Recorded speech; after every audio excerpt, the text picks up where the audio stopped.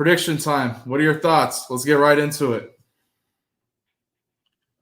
Look, I think that CU has all of the potential in the world to really put on a show in this game.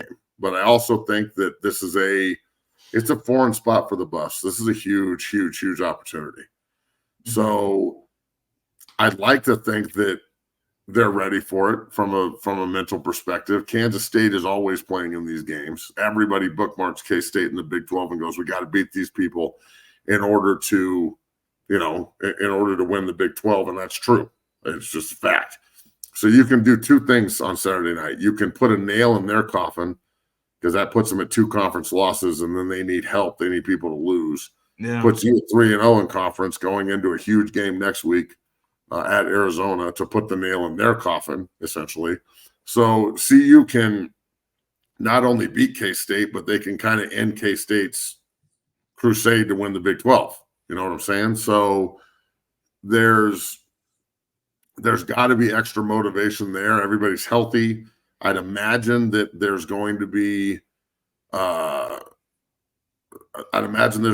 high flying and a lot of points scored, but I like our defense more than I like their defense. That said, I really think that the predictions and everything, like, I don't know what the point spread is, but it's going to be close. It's going to be a fourth quarter game. I think CU will win it because they're at home. And if Shedeur has the fucking ball last, it's over. But again, Avery's a fucking stud, dude. He is an absolute animal. And we're going to have to contain that kid. And we've struggled with running quarterbacks. So we even, like KJ Jefferson, I know that we beat the shit out of UCF, but his stat line wasn't awful. Yeah, that's true. So look, I don't care if they're in 4 wide or empty. I don't need a formation to make me happy. If they can run the ball out of 10 of 11 and 11, I'm fine. You can still be in 11 personnel and be in 4 wide, and Smalls, the tight end, has shown that he can rotate back in. Seville, yeah. They've got some offensive linemen that are pretty athletic. I'd like to see them maybe do some stuff that Penn State did last week to UCLA. They put another big guy on the field and just let it be known, like, yeah, we're spread, but we've also got an offensive lineman lined up here. Put him on the slot in motion.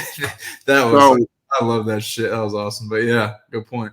I think that there's a huge opportunity here for both teams, but I think CU. I've been saying this since day one. This is the last dance for the Buffs, bro. It's the last time the Sanders family and everybody's together. It's the last time that everybody's pushing towards the goal together.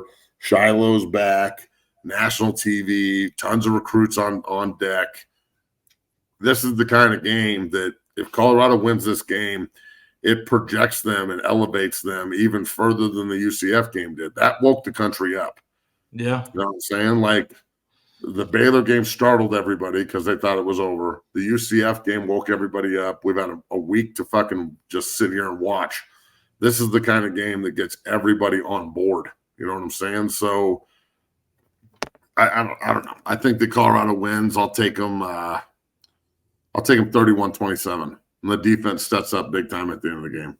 Man, you spot on the point spread too, because Colorado. So so the over under is 55, 50. It's got up to 56. Keep in mind it opened at 49, so that's up 6 points. I would lean under on that. But they were opened at Kansas State being 6.5 point favorites. That's down to 3.5 too.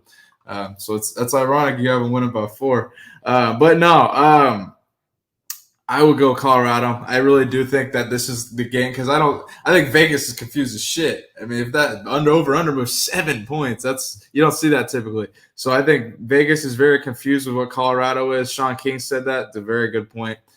From Colorado's perspective, if their defensive line can shut down the quarterback run with this, Avery Johnson, who's a freak athletically, I think they're going to have a lot of success because I have no doubt on CU's passing game. Shedeur, they're going to do their thing.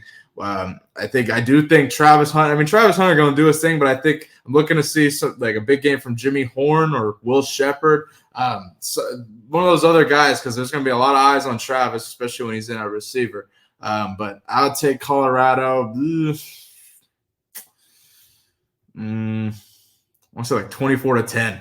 Like low, I think low score and war, like we say yesterday. That's my prediction. Your thoughts? I like it, man. As long as Kansas State's losing in your prediction, then I'm with it. Yeah, exactly. Oh man, but before we move on here from this, I wanted to just show a couple different highlights. Matt, you can kind of talk about as I show them here. But here's you getting a sack here. That's the game from 2001. There was we went to Manhattan as big time underdogs and beat them and pretty much ended their role at the Big 12. It was our first conference game. So good game. Yeah. Next play here, we got, I believe you get another sack here. Del Roberson, bro, he was a stud. The 8 was a hard get down. Yeah. That guy was a pain in the fucking ass, man. I should have wrapped up better right there. No doubt. Here we got this play. I'm telling you, bro, Darren Sproles was such a pain in the ass. In 02, he was a pain in the ass when Strickland knocked him out. In 03, he went for like 200 something on us. And in 04, he went for another $150 on us at home. We just happened to beat him at the end of the game. Well, speaking of that, last play. And this is the final play at Folsom of my career, so that was pretty cool. That is pretty dope. That's a one play, big play, Monte. He calls himself big play. I call him one play. Oh man.